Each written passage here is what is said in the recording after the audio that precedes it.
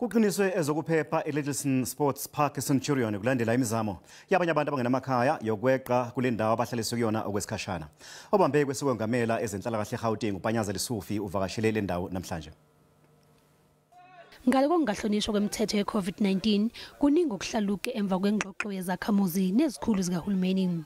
It's break-ins and people that are known roaming around their streets, but also people that are knocking at their doors, but littering as well. I mean, if you walk around this area, people are littering all over, and people don't like that. So, as I said, we've spoken to their leadership, and we're quite convinced that with the kind of leadership we have, they'll behave. I mean, you can see they're playing football, they've listened, so we really believe that majority of the problems are now.